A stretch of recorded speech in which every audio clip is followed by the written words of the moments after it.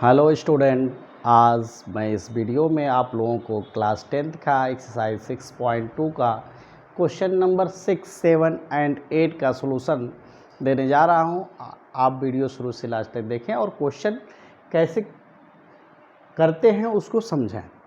आइए देखिए, question number 6 कह रहा है, दी गई आकृति में क्रमशः OP, OQ और OR, OP, OQ और OR पर बिंदु ABC कह रहा, बिंदु ABC इस प्रकार है कि AB पैरेलल टू PQ, कह रहा है AB PQ के पैरेलल है और AC जो है PR के पैरेलल है, PR के पैरेलल है। तो आपको दिखाना है कि BC पैरेलल, हमको प्रूव करना है कि BC QR के पैरेलल है। आइए शुरू करते हैं। 6 का सॉल्यूशन देखें। हम पहले क्या करेंगे, त्रिभुज OPQ में OPQ त्रिभुज OPQ में दिया है क्या, AB parallel to PQ। This implied that क्या हो जाएगा, OA अपान AP, OA अपान AP बराबर OB अपान BQ। इसको आप इक्वेशन नंबर 1 मान लीजिए। क्यों? By BPT basic proportionality theorem, यानी आधारभूत समानुपातिकता प्रमेय से आप इसको लिख सकते हैं। उसी तरह त्रिभुज OPR में दिया है क्या, AC पैरेलल टू PR। तो इसका मतलब क्या है, यहाँ से जब वो पैरेलल है तो हम लिख सकते हैं OA अपान AP बराबर OC अपान CR, OC अपान CR। यहाँ इसको हम इक्वेशन नंबर 2 कह सकते हैं। ये भी आप लिख सकते हैं by BPT basic proportionality theorem से।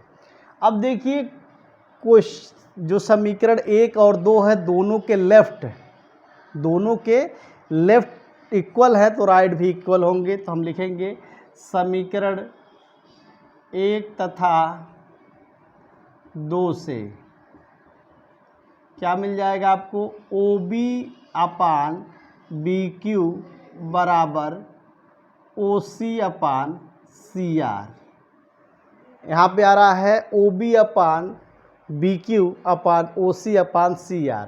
अगर ऐसा अनुपात आता है तो बेसिक प्रोपोर्शनलिटी थ्योरम के कन्वर्स से आप इसको लिख सकते हैं। क्या लिख सकते हैं, this imply that BC parallel to QR। यहाँ पे लिखेंगे आधारभूत समानुपातिकता प्रमेय, आधारभूत समानुपातिकता प्रमेय के विलोम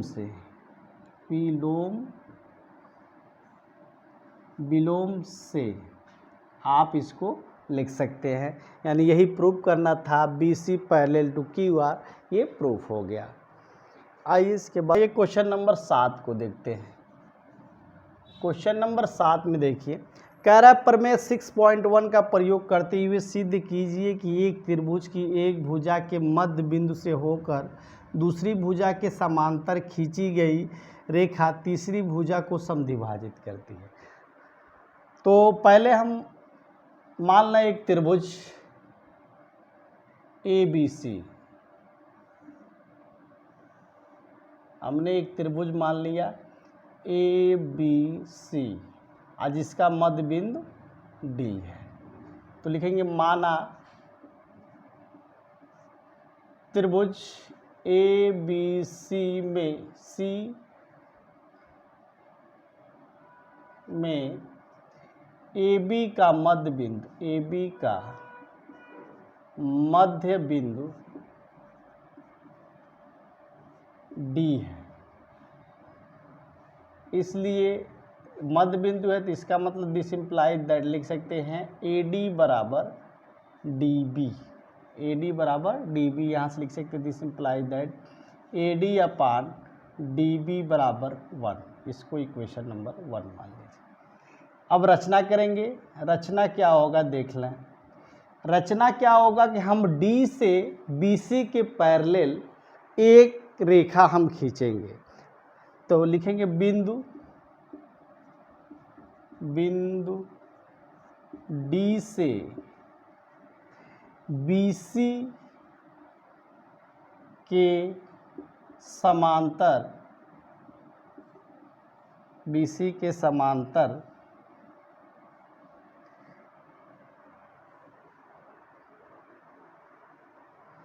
एक बिंदु डी से BC के समांतर एक रेखा बिंदु डी से BC के समांतर एक रेखा खींचा जो AC को E पर काटता है तथा DE पैरेलल टू BC। यानी यही आपने एक रचना किया DE जो BC के पैरेलल है।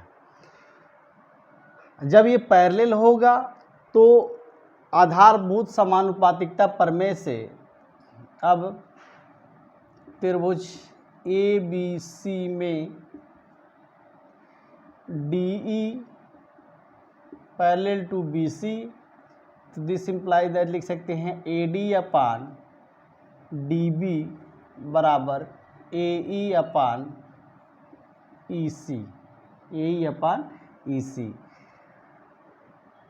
तो AD अपान DB समीकरण 1 का हम यूज करें, इसको हम 2 मान लें।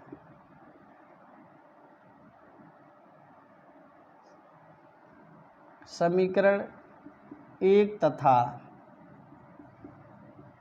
2 से क्या हो जाएगा AE अपान EC बराबर 1 हो जाएगा, क्योंकि AD अपान DB बराबर 1 है तो AE अपन EC बराबर भी 1 हो जाएगा। दिस इम्प्लाइज दैट लिख सकते हैं AE बराबर EC। इसका क्या मतलब है?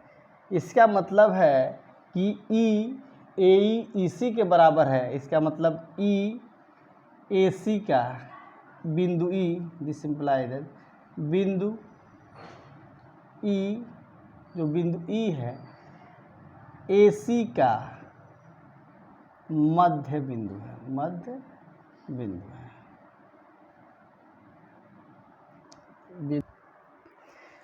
आठवें क्वेश्चन में कह रहा है प्रमेय 6.2 का प्रयोग करते हुए सिद्ध कीजिए कि एक त्रिभुज की किन्हीं दो भुजाओं के मध्य बिंदुओं को मिलाने वाली रेखा तीसरी भुजा के समांतर होती है। तो आइए एक त्रिभुज लेते हैं।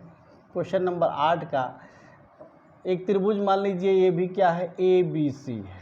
त्रिभुज ABC AB तथा C त्रिभुज है और AC का मध्य बिंदु मान लीजिए D है और AB का मध्य बिंदु D और AC का मध्य बिंदु मान लीजिए E है। तो माना त्रिभुज ABC में AC का मध्य बिंदु D तथा AB का मध्य बिंदु D तथा AC का मध्य बिंदु E है।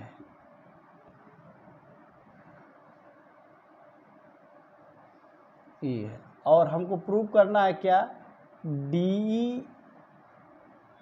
DE जो होगा BC के पैरेलल, तो मध्य बिंदु है तो इसका मतलब क्या होगा, चूंकि बिंदु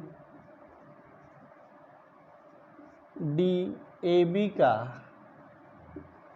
मध्य बिंदु है, इसलिए ए डी बराबर D B. This imply that A D upon D B बराबर 1। इसको इक्वेशन नंबर 1 मान लीजिए। उसी तरह चूंकि ई बिंदु ई ए सी का मध्य बिंदु है,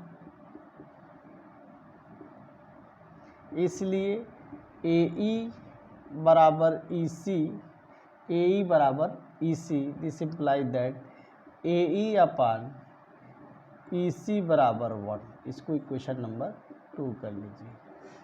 समीकरण 1 तथा 2 से, समीकरण 1 तथा 2 से यहाँ पे देख लीजिए, जब ये दोनों ए डी बराबर डी बी हो जाए, क्योंकि डी मध्य बिंदु है, तो अगर हम डी बी से भाग कर देते यहाँ पे आपका 1 हो जाएगा। डी बी से दोनों तरफ भाग किए हैं तो यहाँ पे 1 हो गया, A D upon D B बराबर। उसी तरह ई ए सी का मध्य बिंदु है तो ए ई बराबर ई सी होगा।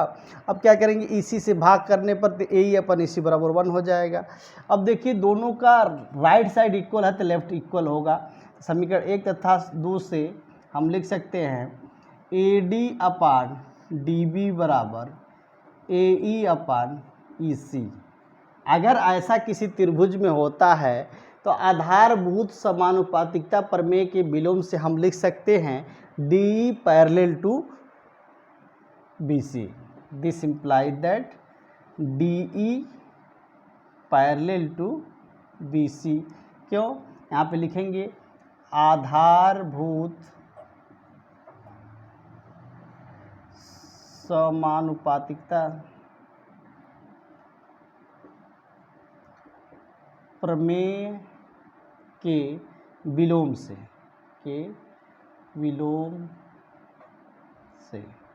आधारभूत समानुपातिकता प्रमेय के विलोम से हम इसको कह सकते हैं कि डी ई बी सी के पैरेलल है। इस तरह से ये 3 क्वेश्चन कंप्लीट हुए।